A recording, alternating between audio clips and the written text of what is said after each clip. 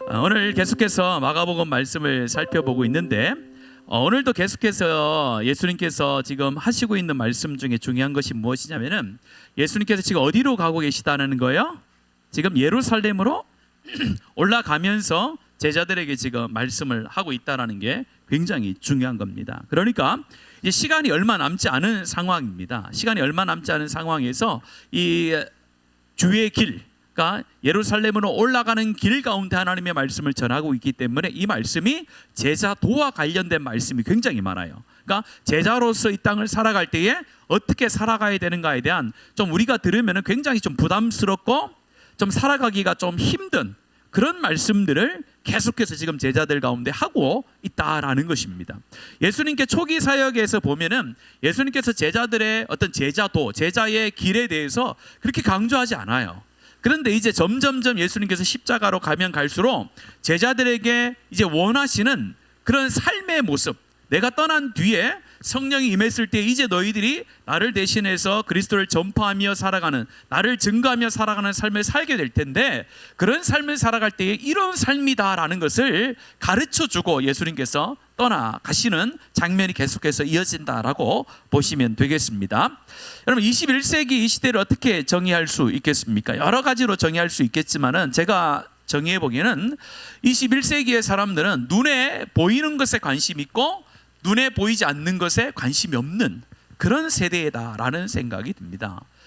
눈에 보이는 것들은 굉장히 사람들이 열정을 다해서 쫓아가지만은 눈에 보이지 않는 것에 대해서는 굉장히 좀 무관심하고 어떻게 보면 무시하며 살아가는 그런 시대가 21세기라고 생각이 됩니다. 그러다 보니까 눈에 보이는 것을 쫓아갈 때는 온 힘과 온 정성을 다하는데 눈에 보이지 않는 것을 쫓아갈 때는 열심을 내지 않을 때가 참 많아요. 눈에 보이지 않는 게 무엇이 있습니까? 근데 중요한 것은 다 눈에 안 보여요. 그리고 공기가 눈에 보입니까? 안 보이죠. 바람이 눈에 보입니까? 잘 안 보이죠. 여러분 사랑이 눈에 보입니까? 안 보이잖아요. 그러니까 안 보이는 것이 중요한 거거든요. 근데 우리는 보이는 것을 쫓아가다 보니까 우리의 삶이 좀 어려워질 때가 참 많아요. 그런데 이 시대에 보이는 것을 쫓아가다 보니까 믿지 않는 사람들, 우리 예수 그리스도를 알지 못하는 사람들에게서는 뭐 그런 현상이 나타날 수도 있지만은 믿는 우리 가운데도 그런 모습이 드러나는 부분이 무엇이냐면은 하나님이 눈에 보이지 않는 거예요. 하나님이 눈에 보이지 않다 보니까 하나님에 대한 헌신, 하나님에 대한 열심, 하나님을 위한 고난과 고통, 순환 이런 것이 점점점 그리스도 안에서 멀어져가는, 교회 안에서도 멀어져가는 그런 삶이 계속해서 좀 우리 가운데 드러나고 있다라는 생각을 해보게 됩니다. 왜냐면요, 예수님께서 십자가를 지고 이제 올라가실 때에 오늘 제자들에게 강조하는 게 무엇이냐면요, 읽지는 않았지만 32절부터 34절에 보면은 이렇게 이야기를 합니다. 33절 여러분들 한번 같이 한번 읽어볼까요? 시작. 보라, 우리가 예루살렘에 올라가노니 인자가 대제사장들과 서기관들에게 넘겨짐에 그들이 죽이기로 결의하고 이방인들에게 넘겨주겠고, 같이 더 있습니다. 34절 시작. 그들이 농욕하며 침뱉으며 채찍질하고 죽일 것이나 그는 3일 만에 살아나리라. 제자들에게 이제 예루살렘을 올라가면서 다시 한번 본인이 왜 예루살렘에 올라가시는지를 강조를 하고 있는 상황입니다. 그럼에도 불구하고 제자들이 오늘 35절에 보면은 진짜 엉뚱한 질문을 하고 있어요. 예수님께서 제자들 가운데 원하시는 삶이 있는데 그것과는 전혀 다른 세 가지의 어떤 요구를 하시면서 예수님께서 그거 아니다라고 이렇게 이야기를 하는 장면이 나오는데요. 오늘 제가 조금 좀 심각한 제목을 잡았습니다. 제목이 뭔지 아십니까, 여러분들? 성도의 각오가 뭡니까, 여러분들? 저기다 성도의 세 가지 각오라고 했지만 실제로 저기 보면요, 성도의 세 가지 죽을 각오 이렇게 하면 되겠죠. 이 각오라는 건요, 내가 진짜 막 마음을 단단히 먹는 거잖아요. 그 예수님께서 오늘 세 가지 각오를 해야 된다. 너희들 예수님 나를 쫓아오려면 세 가지 각오를 해야 된다라는 것을 지금 다시 명령하고 있는 부분이 오늘 본문이에요. 예수님께서 십자가에 어떻게 보면은 죽으시러 가시는 그 장면 속에서 너희들도 좀 이 각오를 하고 좀 나를 좀 쫓아왔으면 좋겠다라는 의도가 있다라는 것입니다. 첫 번째 각오는 뭐냐면요, 이 세상의 영광을 포기할 수 있는 각오가 되어 있어야 된다는 가르쳐 주는 거예요. 한번 여러분들 한번 말씀을 한번 보기 전에 우리가 예수 그리스도를 믿고 나서 예수 그리스도를 믿는 동기와 목적이 어디에 있습니까? 예수 그리스도를 믿는 동기가 있습니다. 또 믿는 목적이 있습니다. 동기는 뭐냐면요, 내가 죄인이라는 것과 또 믿는 목적은요, 죄인된 내가 예수를 믿음을 통해서 구원을 받는다라는 그것이 믿음의 본질이잖아요. 그것이 우리가 믿는 모든 것의 본질이란 말이에요. 그런데 오늘 우리가 생각했을 때에 예수를 믿는다라고 할 때 이 본질이 점점점 희석되어져요. 희비해지고 있어요. 그래서 예수를 믿으면은 나타나는 현상들에 우리 관심이 너무 많아요. 너무 많단 말이에요. 그런데 나타나는 현상들이 대부분 보면은 우리가 세상에서 말하는 영광과 복이라는 것에 거의 다 초점이 맞춰져 있을 때가 굉장히 많습니다. 그래서 예수를 믿으면은 복을 받기도 하고 건강해지기도 하고 출세하기도 하고 부자가 되기도 하고 자녀가 잘 되기도 합니다, 여러분들. 예수를 믿으면 그런 복이 우리 가운데 따라올 수 있다라는 거예요. 근데 그것이 예수 그리스도를 믿는 목적은 아니다라는 거죠. 그러니까 동기가 뭐냐는 게 굉장히 중요한 거예요. 동기가 어디서부터 오는가 굉장히 중요한데, 오늘 이 말씀 보면요, 제자들이 처음부터 이런 마음을 가지고 있었던 건 아닌 것 같아요. 여러분들 한번 보겠습니다. 35절 두 제자 야고보 요한이 예수님께 요구하는 장면을 함께 보겠습니다. 시작. 세베대 아들 야고보와 요한이 주께 나와 여짜오되 선생님이여 무엇이든지 우리가 구하는 바를 우리에게 하여 주시기를 원하옵나이다. 지금 제자들이 제가 좀 전에 말씀을 드린 것처럼 처음 예수님을 따라갈 때는 내가 예수님 당신을 나의 스승으로 모시고 당신을 쫓아가겠습니다라는 그런 마음을 가지고 쫓아왔단 말이에요. 근데 예수님께서 지금 사역을 하는 걸 쭉 보니까 이야, 대단한 사람이에요. 우리가 뭔가를 요구해도 충분히 들어줄 수 있는 능력이 있다, 능력 있는 분이라는 것을 이제 알게 된 거예요. 얼마나 기적과 역사를 많이 베푸셨어요. 그러니까 제자들이 내가 요구하는 것을 이 예수는 다 들어줄 수 있는 분 같다라는 그런 믿음을 가지고 이제 믿음이 희석된 거죠. 처음 예수님을 따라갔던 그 믿음이 희석되어서 얘기하는 거예요. 주께 나와 여짜오되 선생님이여 무엇이든지 우리가 구하는 바를 우리에게 하여 주시기를 원하옵나이다. 이 말은 전제된 게 뭐예요? 당신은 우리가 원하는 무엇을 얘기하든지 당신은 해줄 수 있는 그런 분입니다 라고 믿는 거예요. 근데 믿는데 믿음의 본질이 지금요, 어디로 방향이 바뀌어집니까? 36절입니다. 시작. 이 시대 너희가 무엇을 하여 주기를 원하느냐. 예수님께서 알으셨어요. 알고 의도적으로 물어본 거예요. 그래, 뭘 원하냐? 원하는 대로 얘기해. 그러니까 여러분들 이 야고보 요한이 얼마나 좋겠습니까? 뭐 이런 거예요. 뭐 아빠가 있는데 아들이 와가지고 아빠가 돈이 엄청 많이 벌었다? 엄청 많아. 아빠 쓰는 거 보니까 장난 아니야. 집에 돈이 엄청 많은 것 같아. 그러니까 아들이 와가지고 아버지 내가 원하는 게 있는데 좀 하나 좀 들어주실랍니까? 그러니까 아버지가 안 돼 이렇게 얘기한 게 아니고 그래 내가 돈 많으니까 다 들어줄게 얘기해줘라. 그런 상황이 지금 벌어진 거예요. 그런 상황이 벌어졌는데 딱 맞춰서 제자들이 이렇게 얘기하잖아요. 37절 같이 읽습니다. 시작. 주의 우편에 하나는 좌편에. 주의 영광 중에서라는 것은 십자가를 통한 영광이 아니잖아요. 지금 제자들이 의도한 거는 이 영광은 어디의 영광인데 하나님의 영광이 아니라 세속의 영광을 말하는 거예요.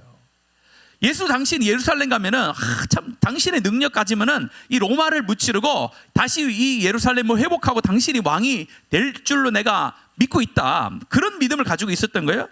그러면서 하나는 우편에 하나는 좌편에 앉혀달라. 자기의 수족으로 삼아달라는 거죠. 높은 지위에 높은 영광의 자리에 올려달라고 그렇게 이야기를 하는 겁니다. 여러분들 제자의 길은요 예수님께서 말씀하시는 거예요. 그런 길이 아니라는 거죠. 그러면서 또 이렇게 이야기합니다.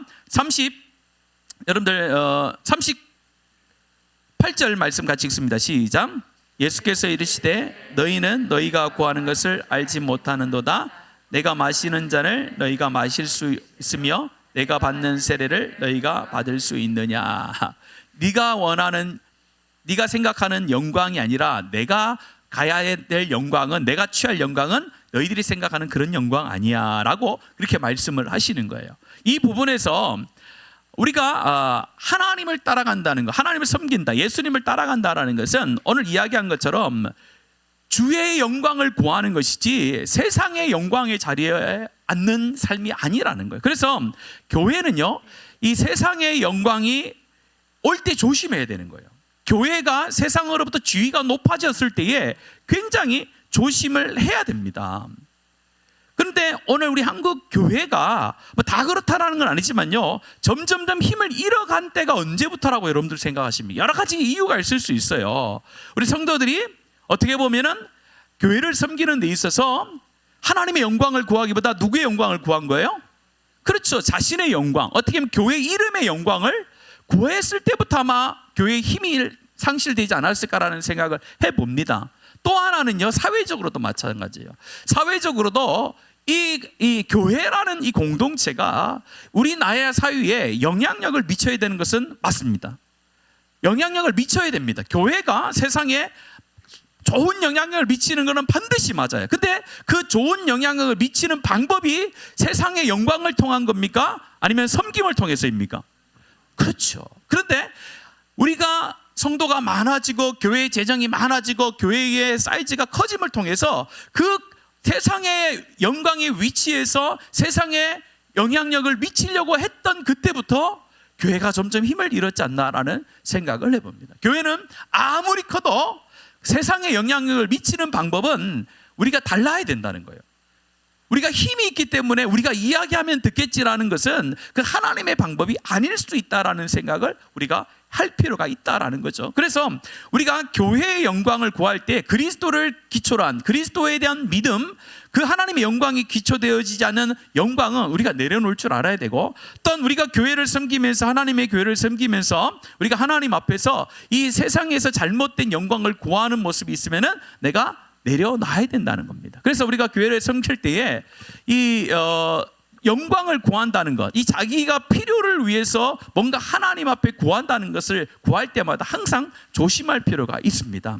제가 한번 여러분들 질문 아니고 여러분들한테 한번 물어볼게요. 두 가지의 기도 응답이 돼버렸어요, 하나님 앞에서. 여러분 어떤 걸 선택하실지 여러분 잘 선택해 보세요. 우리 아이가 예수를 잘 안 믿어요. 공감하시죠? 애들이 예수를 잘 안 믿어. 그래 늘 기도했어요. 하나님, 우리 아이들이 정말 하나님 만날 수 있도록 하나님 도와주세요. 근데 그 아이가 수련회 갔다 와서 하나님 만난 거예요. 와, 얼마나 좋습니까? 하나님 만났어요. 자, 그래서 하나님 만나가지고 공부를 팍 했어요. 공부를 해가지고, 야, 공부를 엄청 또 잘했어요. 하나님 도와주셔서 공부를 엄청 잘해요. 근데 그 아이가 시험을 쳤어요. 시험을 쳤는데 서울대에 붙었어요.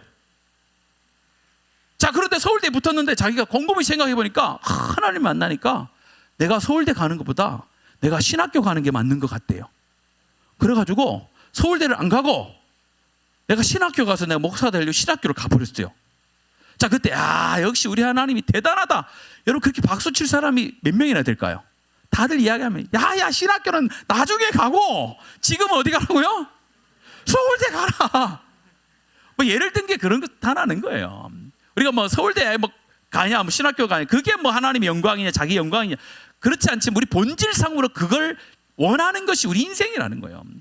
마음속으로는 이 하나님 앞에 영광을 구하는 것처럼 보이지만 실제로 내면 속 내 안에는 세상의 영광을 구하고 내가 조금 더 이득을 바라는 마음이 우리한테 다 있다라는 거예요. 그래서 조심할 필요가 있는 거예요. 그래서 오늘 제자들이 이렇게 이야기하도록 예수님께서 의도하신 거예요. 제자들 마음속에 있는 헛된 영광을 구하는 것을 바로 가르쳐주기 위해서 의도적으로 36절에 너희가 무엇을 원하냐고 물어보신 거예요. 너희가 진짜 나를 따라다니면서 나에게 원하는 게 뭐냐라는 것을 다시 한번 묻고 있는 거예요. 그때 예수님이 말하죠. 세상의 헛된 영광을 구해서는 나의 제자가 될 수 없다.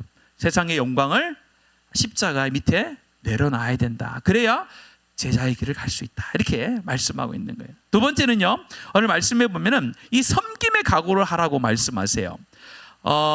니체가 이렇게 얘기합니다. 인간의 존재의 본질은 권력에 대한 의지로부터 나온다. 굉장히 의미 있죠. 그러니까 인간을 잘 파악한 거죠. 권력에 대한 의지로부터 이 사람의 어떤 의욕이 막 생겨난다는 거예요. 그만큼 권력을 차지하고 싶고 어떤 위치에 올라가고 싶은 것이, 보통 지배하고 싶은 것이 사람의 본성이라는 것을 가르쳐 주는 오늘 말씀입니다. 여러분들, 우리가 가정에서도 이게 부부 싸움을 할 때 보통 그 싸움이 일어나는 중요한 이유가 바로 누가 가정의 주도권을 쥐느냐에 달려 있어요. 거의 다요.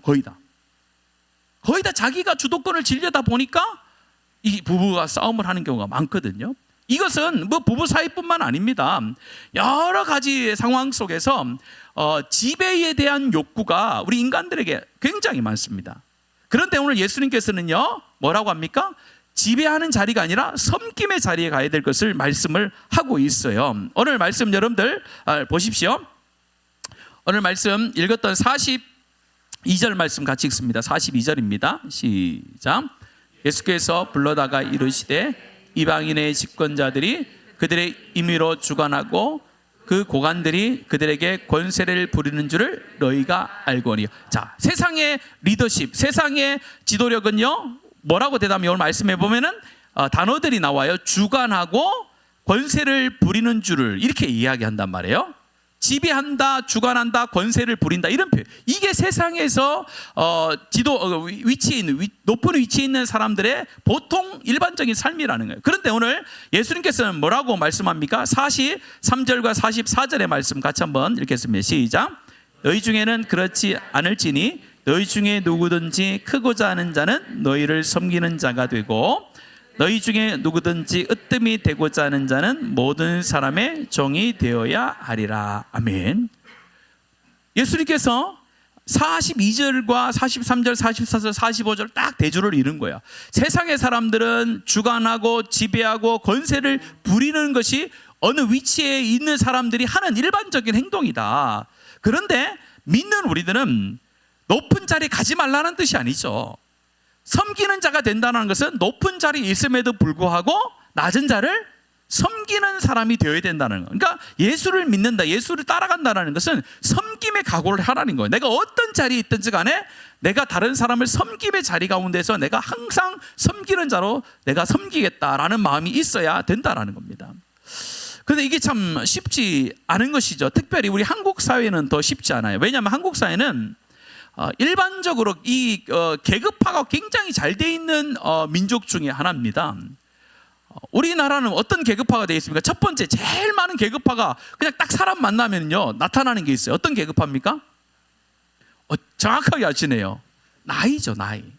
딱 만나면요 좀 이렇게 조금 이게 좀 자기가 좀 밀린다 싶으면 바로 물어봅니다. 나이가 이렇게 갑자기 나이를 물어보면요, 저 사람 굉장히 당당하다가도 저 사람이 나보다 나이가 적고 내가 많잖아요. 그럼 갑자기 이게 역전이 싹 이렇게 돼버려요. 저쪽에 있는 분도 그렇고 자 본인도 그렇다는 거죠. 이 나이의 계급화가 우리나라 민족성이 가지고 있는 그 계급화의 어떤 첫 번째인 것 같아요. 두 번째는 뭡니까? 직업에 대한 것도 마찬가지예요. 직업에 대한 계급화가 우리나라만큼 좀 심한 게 없죠. 그래서 보통 우리가 새 가족이 오곤 하면은 직업을 물어보는 것이 굉장히 실례일 때가 참 많아요. 그래서 잘 이렇게 선뜻 잘 안 물어봐요. 왜 그러냐면은 이 직업을 가지고 우리나라가 굉장히 선입관을 많이 가지고 있고 직업 때문에 자기의 어떤 수준이 이렇게 나뉜다라는 생각을 많이 하고 계시거든요. 그래서 그것을 물어보는 것이 조금 어려울 때가 참 많아요. 왜냐하면 그것이 잘못된 건 아니죠. 직업이 뭐냐고 충분히 물어볼 수 있지만은 이 사회적인 흐름 자체가 분위기가 그것이 참 어렵게 대답할 수밖에 없는 상황을 만들어가고 있다라는 거예요. 또한요, 신분의 차이도 있습니다, 여러분들. 신분의 차이. 우리가 원래 집이 조금 잘 살았다라든지 또 명문가라든지 그런 것도 우리나라에도 생각보다 계속해서 내려오고 있습니다. 또한 신체에 대한 것들, 또 내가 신체에 대한 것을 외모도 다 들어가요. 외모도. 여러분, 우리나라가 외모에 대해서 얼마나 관심이 많습니까, 여러분들? 아마 전 세계적으로 외모에 대한 관심이 제일 많을 거예요. 왜 그걸 알 수 있냐면요, 저는 화장을 잘 안 합니다만 화장하시는 분들은 외국에 나와 있는 유명 브랜드의 화장품들 있잖아요.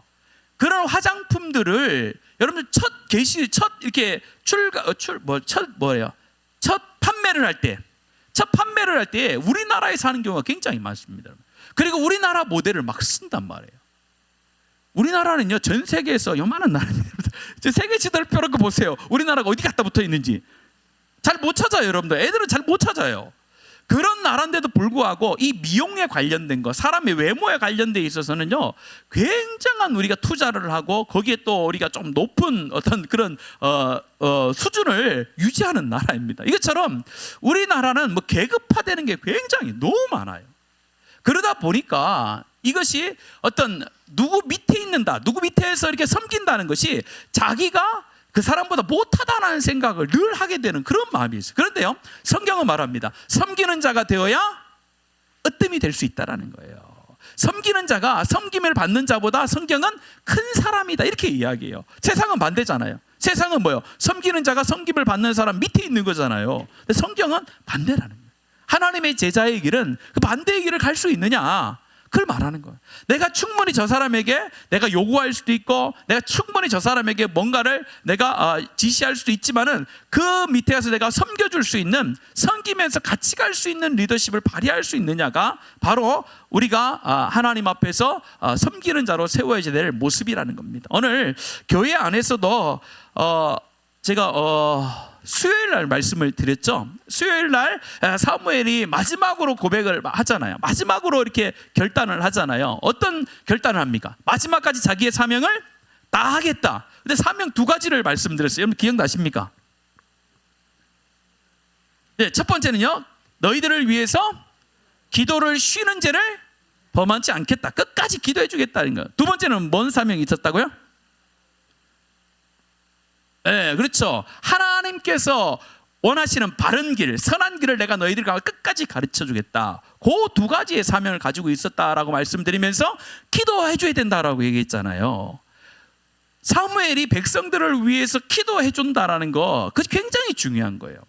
오늘 여기에서 섬겨준다라는 것과 어떤 같은 의미가 있습니다. 우리가 교회 안에서 어려움을 당한 사람들, 힘든 사람들을, 이 먼저 된 사람들, 또 여유가 있는 사람들, 그런 분들이 그 사람들을 찾아가서 밑에서 도와주면요, 얼마나 좋겠습니까?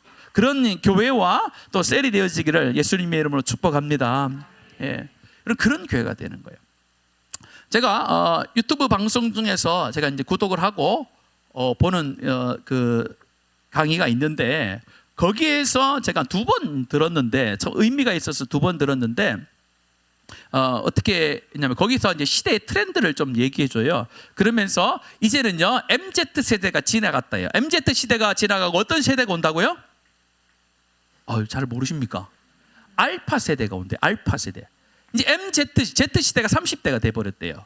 그래서 이제 노년이 됐대요. 이제 쉽게 말하면은 이제 흐름에서 이제 벗어났대요. 그래서 이제 알파 세대가 지금 오고 있는데, 그 알파 세대와 시대 흐름이 어떤 시대냐면은, 지금 우리가 전자장비, 이런 우리가 우리 전자장비들이라든지 이런 걸 많이 쓰잖아요. 그런데 Z시대까지, MZ시대까지는 이런 것에 노출이 많이 돼 있어요.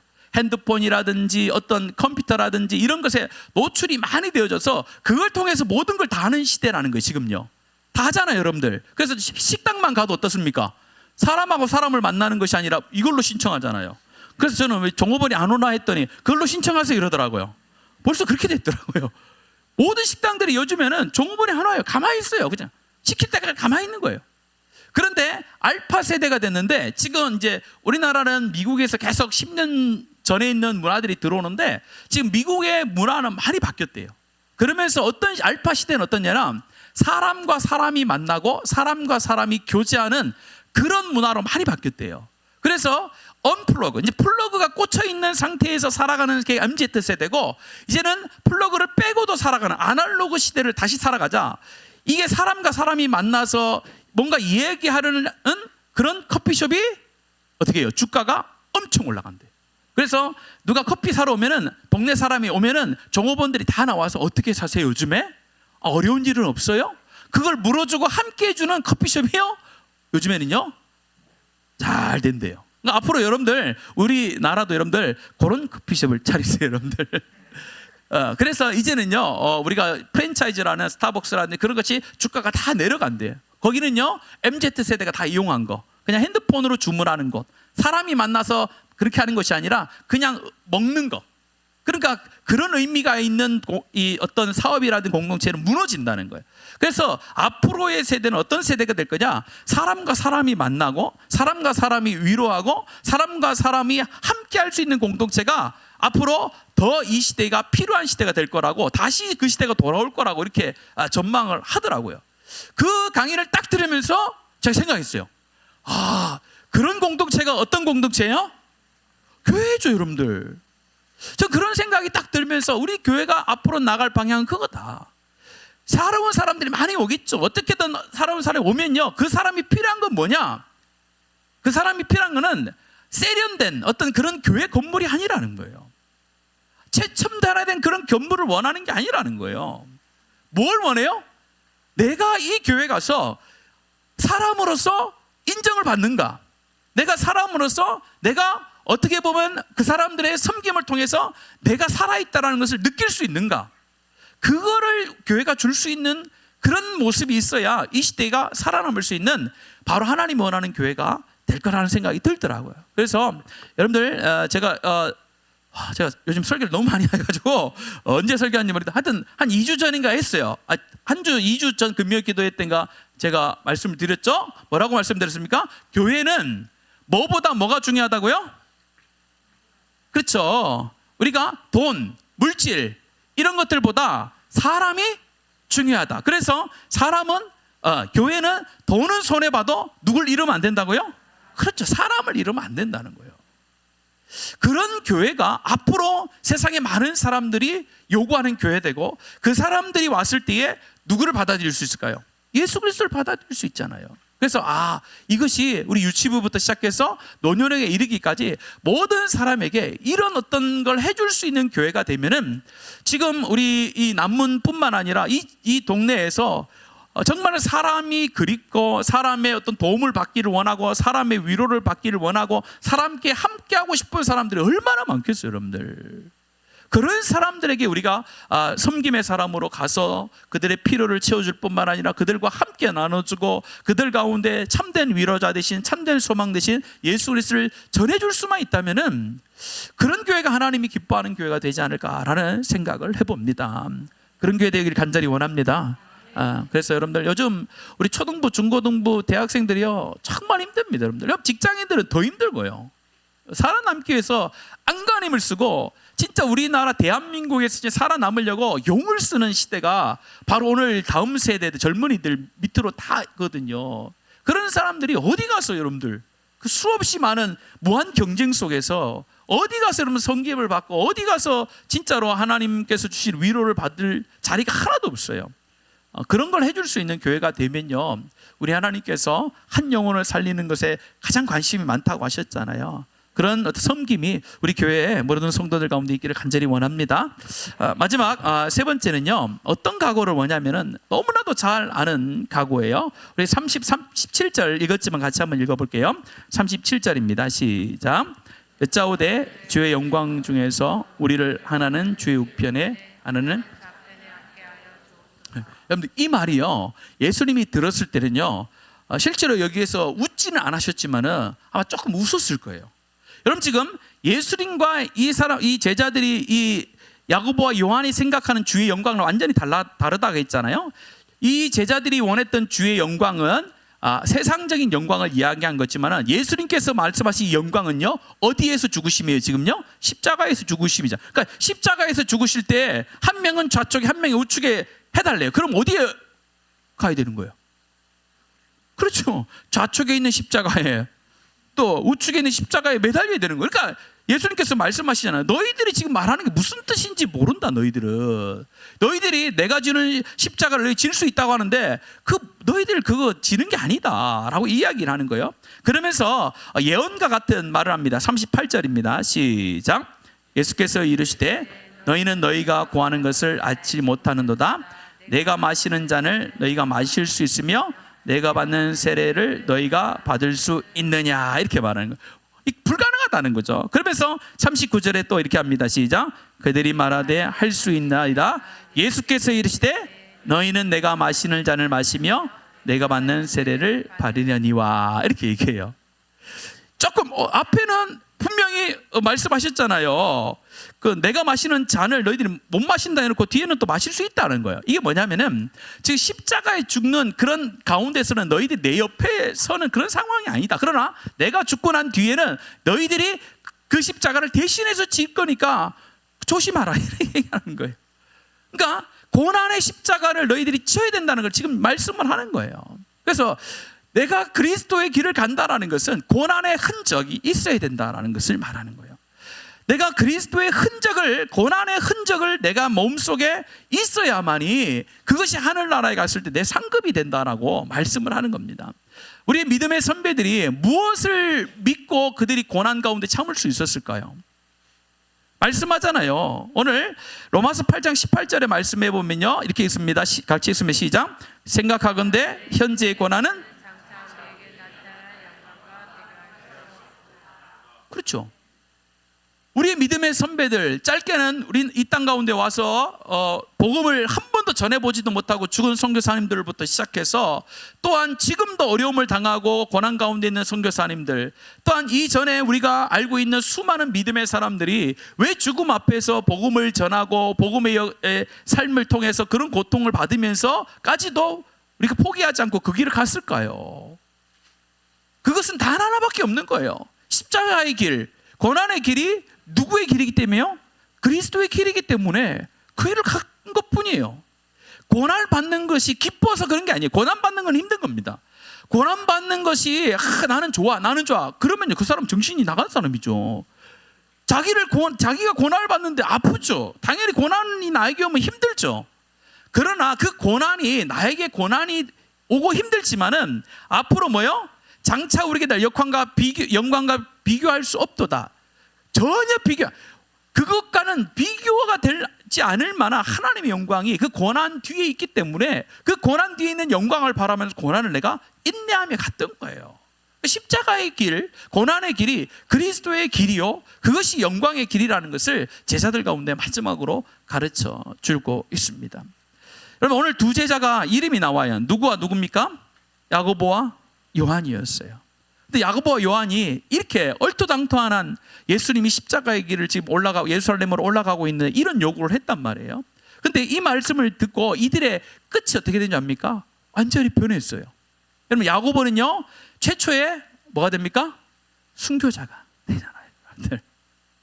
이렇게 진짜 우리가 얘기하면 상황 파악 못하고 예수님 십자가에 죽으러 가는데 자기들이 영광을 좀 얻겠다고 조금 자기가 하나님 영광 가운데 있을 때 조금 이 세상에서 좀 높은 위치에 좀 올려달라고 이야기를 했던 그 야고보와 요한이었지만은 그의 삶은요, 예수님께서 십자가에 죽고 난 이후에 성령을 통해서 변화된 이후에 삶을 완전히 바뀌었어요. 그래서 야고보는 최초의 순교자가 되어져서 세상을 일찍 떠나고 하나님 예수님 곁으로 갔어요. 그런데 반대로 요한은 어떻습니까?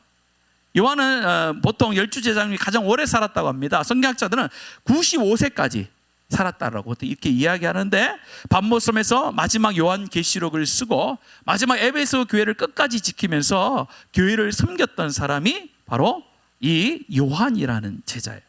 그러니까 야고보와 요한이 지금은 이렇게 이야기했지만은 그의 삶을 완전히 변해서 진짜로 하나님이 원하고 예수님께서 말씀하셨던 그 세 가지의 어떤 각오를 하고 하나님 예수님을 따라갔던 인물이 되어졌다는 것을 말씀을 하고 있습니다. 우리 가운데도 이런 믿음이 있었으면 좋겠습니다. 하나님, 우리가 주님을 따라갈 때에 하나님 정말 내가 각오를 하고 따라가는데 첫 번째 각오는 뭐예요? 세상의 영광을 구하지 않겠다라는 그런 각오, 나에게 어떤 내 영광을 드러내는 일이 있더라도 하나님 그것을 내 영광으로 내가 취하지 않고 하나님께만 영광을 올리겠습니다라는 그런 어떤 각오가 우리 가운데 있어야지 우리가 그 영광 가운데 침몰되지 않고 빠지지 않을 수 있다라는 것입니다. 두 번째는 무엇입니까? 내가 섬김의 각오. 내가 누군가부터 섬김을 받으려고 하는 게 아니라 이 시대에 정말로 힘들고 어려운 사람들, 교회 안에 힘들고 어려운 사람들을 내가 찾아가서 내가 발벗고 정말로 도와줄 수 있는, 최대한으로 도와주고 그리스도의 사랑으로 섬길 수 있는 그런 삶이 내가 되고 싶습니다라는 각오가 있기를 원합니다. 마지막은 뭐예요? 고난이죠. 내가 하나님 앞에 섬기는 것도 여러분 고난이에요. 안 가도 되는데 가야 되잖아요. 안 섬겨도 되는 내가 또 순종함으로 섬겨야 되잖아요. 또 영광을 구하지 않는 것도 어떻게 보면요, 내 안에서 싸움이 일어나는 고난이거든요. 그래서 고난의 각오도 좀 있어야 돼요. 그래서 여러분, 이 세 가지의 각오가 제자의 마땅한 길이라는 것을 우리가 좀 기억하면서 하나님 앞에 주의 교회를 섬겨나가는 은혜의 길을 간절히 예수님의 이름으로 축복합니다.